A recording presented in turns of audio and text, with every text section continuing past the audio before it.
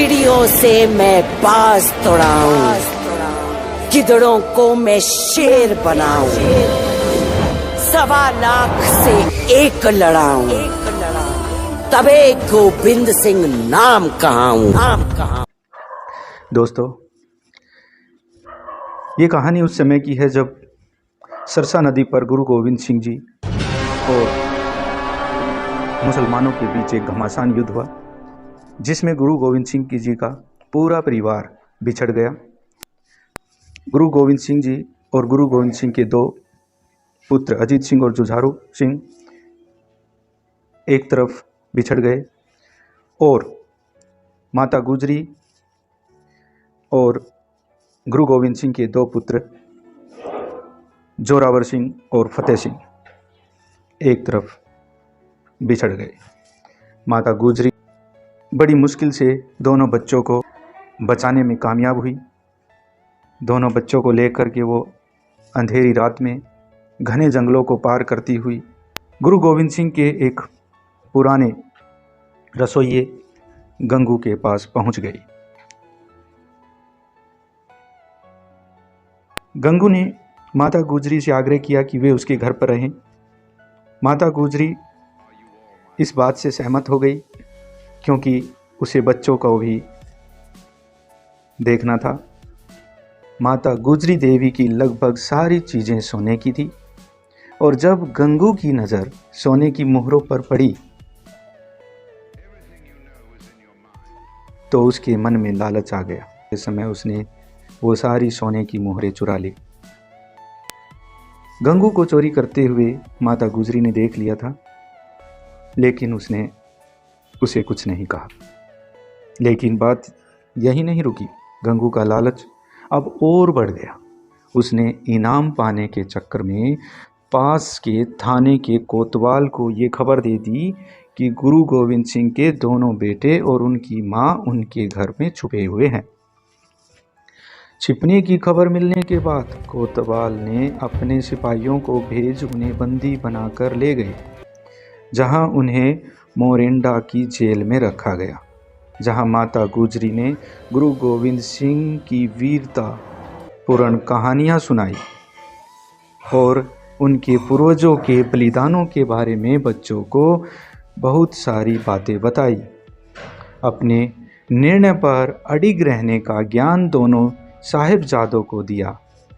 दोनों साहिबजादे जो उम्र में बहुत ही छोटे थे, लेकिन ज्ञान में वो अपने बाबा बड़बाबा की तरह बहुत ही वीर थे, बहादुर थे, समझदार थे। दोनों साहिबजादों ने माता गुजरी जी को ये आश्वासन दिया कि वे कभी भी अपनी कुल की मर्यादा को झुकने नहीं देंगे।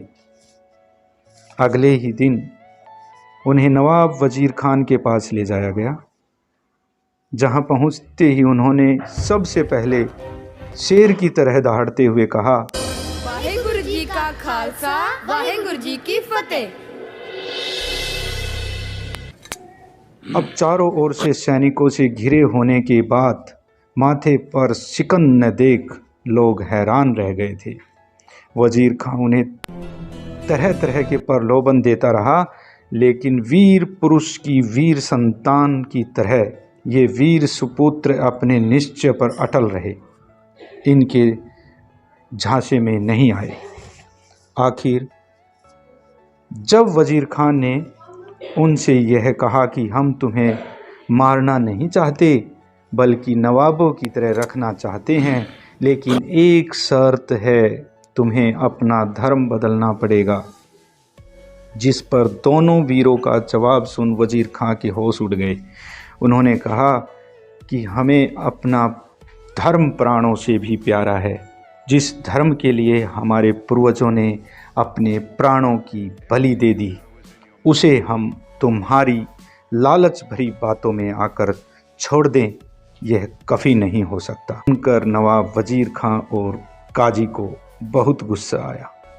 काजी ने कहा कि ये दोनों बच्चे मुग़ल शासन के लिए बहुत बड़ा खतरा है, इसलिए इन्हें दीवार में चिनवा दिया जाए। फैसला सुनाने के बाद दोनों वीरों को दादी के पास भेज दिया गया। दोनों बालकों ने उत्साहपूर्वक दादी को पूरी घटना सुनाई। बालकों की वीरता को सुन करके दादी गदगद हो गई। उन्हें हृदय से लगा कर बोली, मेरे बच्चों, तुमने अपने पिता की लाज रख ली। अगले दिन उन्हें दिल्ली के सरकारी जल्लाद के पास भेज दिया गया, जहां उनके चारों ओर दीवारें बननी शुरू हो गई। धीरे धीरे जब दीवारें कानों के पास पहुंच गई, तब जोरावर सिंह ने आखिरी बार अपने भाई की ओर देखा और आंखें भर आई। ऐसे में काजी उन्हें देख काफ़ी खुश हुआ। सोचने लगा कि शायद बच्चे डर गए हैं। उसने मौका देखकर जोरावर सिंह से कहा, बच्चों, अभी भी समय है। यदि तुम मुसलमान बन जाओ तो तुम्हारी सज़ा माफ़ कर दी जाएगी। जोरावर सिंह ने गरज कर कहा, ये तुम्हारी मूर्खता है। मैं मौत से नहीं, मेरा भाई मेरे बाद इस संसार में आया, परंतु मुझसे पहले धर्म के लिए शहीद हो रहा है। मुझे बड़ा भाई होने पर भी यह सौभाग्य नहीं मिला, इसलिए मुझे रोना आ रहा है। उन नन्हे सपूतों की बातें सुन इन दोनों नन्हे वीर सपूतों की बातें सुन जल्लाद भी दंग रह गए। उनकी आंखों में आंसू आ गए। देखते ही देखते पूरी दीवार बंद हो गई। दोनों भाई उसमें समा गए।